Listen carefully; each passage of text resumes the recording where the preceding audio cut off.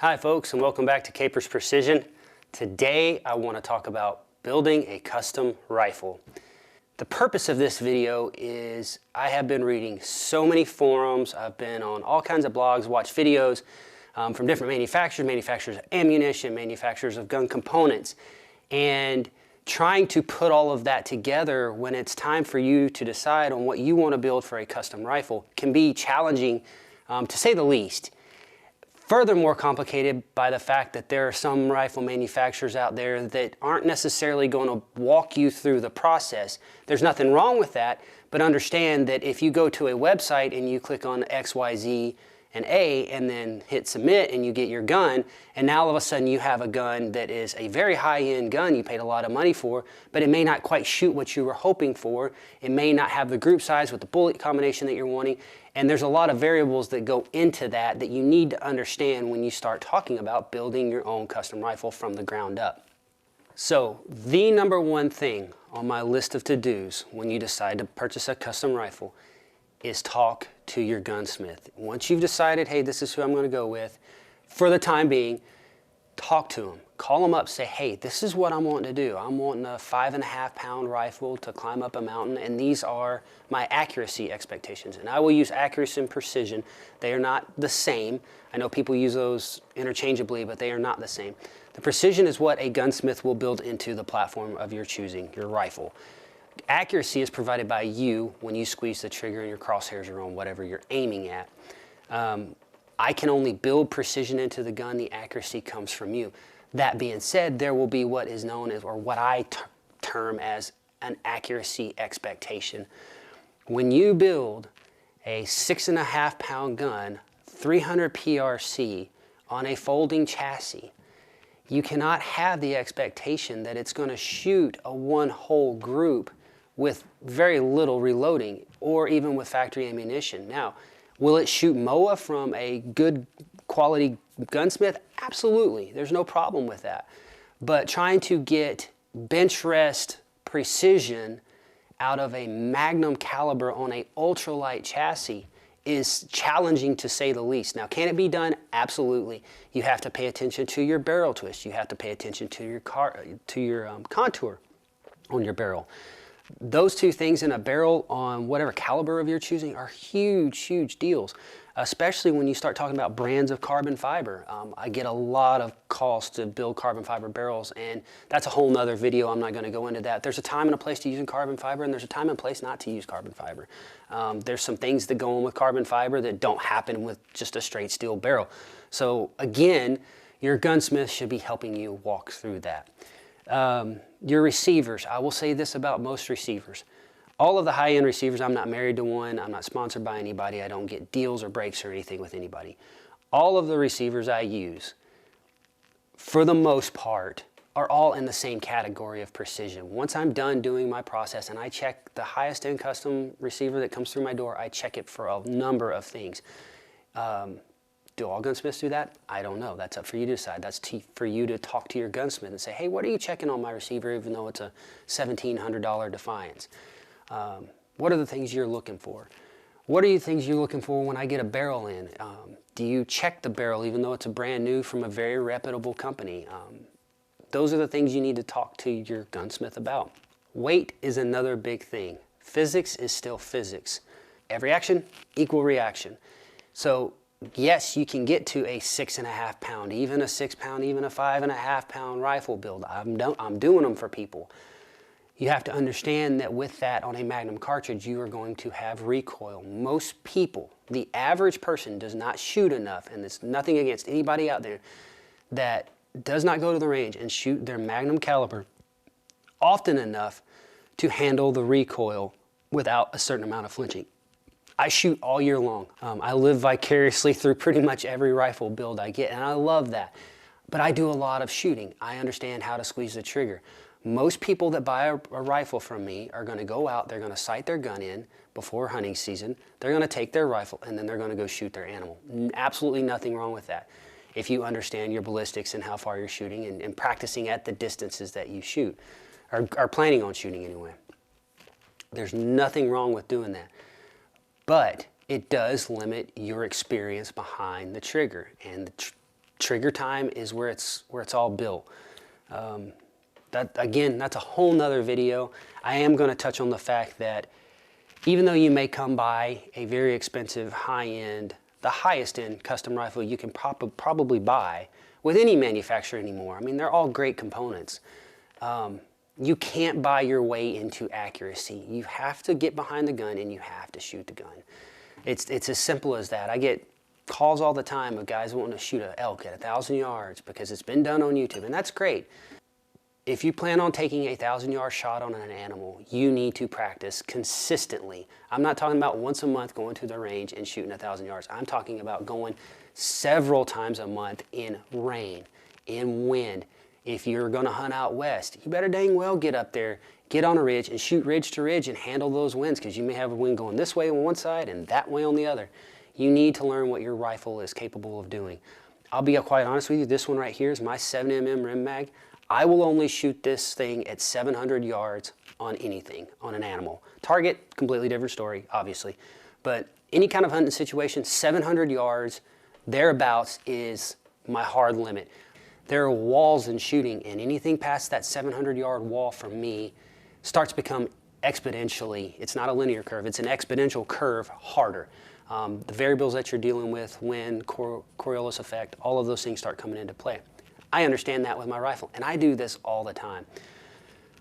The point I'm making with this is you need to understand what you're building, what the application is, how far are you going to actually shoot the rifle on an animal, what's your accuracy expectation when you sit behind the gun. So barrel contour and barrel twist rate, I cannot emphasize enough how important this is. You have to decide what the expectation of your rifle is going to be. Again, I mentioned a sheep gun versus a PRS gun. How light do you want to go? How high a BC bullet? How big a bullet? I say big, how heavy of a bullet do you want to shoot? And what are your velocity expectations? Because all of those things are dictated by barrel length, contour, and twist rate.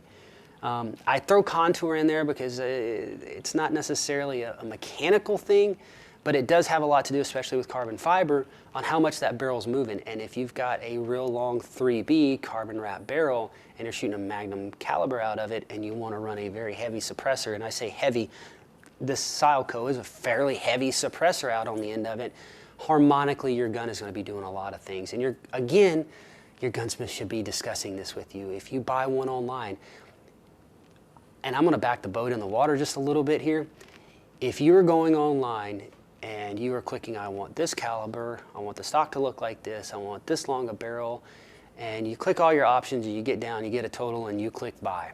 Before you click that purchase button and confirm order, maybe even before you put your credit card info in, why don't you pick up the phone, go up to their home page, click on that phone number, pick up the phone, just see what it takes to talk to a person and get viable information.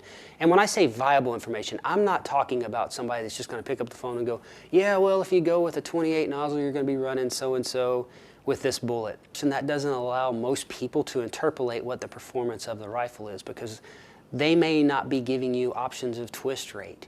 That will highly affect what kind of bullet mass you can shoot. That's going to affect what kind of BC on your bullets you can shoot. And BC and velocity are the two things that you have to really look at when you're looking at performance of a gun, and the terminal performance and the employment range expectations. So pick up the phone, call whoever you're looking at, and talk to somebody and say, hey, well, what do you think about the contour? And just see what they say. My point to all of this is that you should have your questions answered. Now, if you're okay with just going online and like, hey, I want a custom gun, pull the trigger, shows up at your door, you go out and shoot it, great, everything works fine. What happens when you get it to your door, you go out and shoot it, and it doesn't shoot like you thought? It doesn't have the velocity that you thought, or maybe you're not even running a chronograph and you don't even care, but it's got an 1.5 inch group. Or maybe they told you what the load was for it. Well, you can't find those bullets, or you can't find that powder or primers. You're having a hard time finding brass for yours, or without paying a ton of money. Now you've got to go into your local store and buy an off-the-shelf, if you can, factory ammo. Now how good is that gun going to shoot? Those are all things you need to think about. If you're a hunter and you're going to be traveling to Alaska and you've got to ship your ammo separate than your gun, your ammo gets lost. Okay, well now you get to Alaska, you've got a really great gun, but you have no ammo to shoot. Now you've got to go buy ammo, sight it in, and make sure that it'll shoot with ammo. Will it do it? I'm going to be honest with you, I have seen more times than not that guns don't perform across the board like you think they should. I have had, and the reason, the driving force behind this video is because I have seen 2 rifles specifically come into my shop as of late. The guy wanted me to do load development for him. The guns were not built with the right contour, the right twist rate, and the right barrel length to do what he wanted to do. Paid a lot of money for the rifles. They're great looking rifles, extremely compact. Quite honestly, they were built okay. Some of the things I could kind of tell as a machinist, I was looking at, I was like, that's a little bit, but that's neither here nor there, and don't ask me who they were because I'm not going to tell you. Twist rate with the length of barrel and the contour of the barrel was wrong, period. There's no other way to put that. It really forced him down a road on a bullet selection that he really hadn't wanted to go to. So his expectations weren't met. He spent a fortune on these 2 rifles. Gets them home, expects them to drop them off to me because I've done some other stuff for him. Should be able to develop a load in 90 rounds is what I say. 90 to 120 rounds on load development is pretty typical. I can get one of my custom guns shooting bug holes within that range. 90 to 120 rounds is give or take. These guns took much longer than that, and it was because the questions weren't asked during the process of build. So again, going back, talk to your gunsmith, have them spend some time with you. And if they're not willing to explain these types of things, and I get it, it's a lot for me sometimes to have to stay on the phone and walk my customers through these things. But I also feel like that I'm bringing an understanding, and if they go to an elk camp and somebody asks them about their gun, or they're sitting around talking about their rifles, and something that I told one of my customers, they're able to impart some wisdom onto somebody sitting around that elk camp, well, that's a win for me. Not necessarily that they're going to come and buy a rifle from me. That's not what it's about. It's that they really, truly have maybe a little bit better understanding of what the expectation is, or hey, maybe I never really thought about that. Maybe I don't want to do that. I hope this helps. Please, please, please reach out to me if you have any questions. Comment in the YouTube video here. Like and subscribe if this helps you out. Truly, again, from the bottom of my heart, the purpose of this video is just to get the conversation going with when you want to build a rifle. Let's talk to somebody. Let's talk to a manufacturer.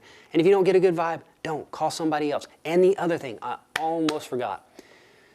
You can never, ever, ever hurt yourself by asking for references. If you have a gunsmith that's local to you and everybody's commenting on how great they are, great. Give them a call and say, hey, can you give me a phone number or 2 of some guys that you've built guns for that go hunting and you know that they hunt? If they have a problem doing that, there might be a reason. Maybe not. Maybe they're just really private. I have a few people that I've already talked to when I sold them their gun and they called me back and said, man, this thing shoots lights out, great. I say, hey, are you okay with me using you as a reference? And I have never had anybody that says, oh, no, I don't want to do that. Anybody that I have built a rifle for has been on board with being a reference for me. Ask about that. Ask for references. Fire season has started up. I'm actually headed to Texas tomorrow. So that's going to start limiting me on my gun builds. I have 2 GTs, 6 GTs coming down the pipe. Components are ordered, stocks are everything's ordered for both those. One of them is going to be one that I shoot through the summer. So I'm hoping that I can get that built before I leave to go to Idaho for the summer.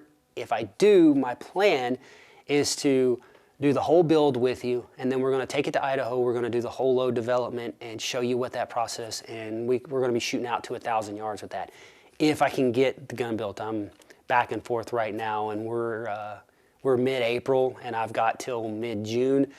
So we've got some stuff coming, and then I've got a 458 that I'm building on a 458 rim mag that I am building on a Remington 700. I just got the barrel in the other day, sent it off to a company to have them turn it into an octagon. So I'm pretty excited about that. That's going to be a lot different than what I'm really used to doing. So we've got some stuff coming down the pipe. I just don't know if I'm going to get to it before I'm on fire season. It all kind of depends on shipping dates and all that stuff because lead times. So Hope you stick with me. Again, ask questions. Hope this helps. We'll talk to you later. Bye.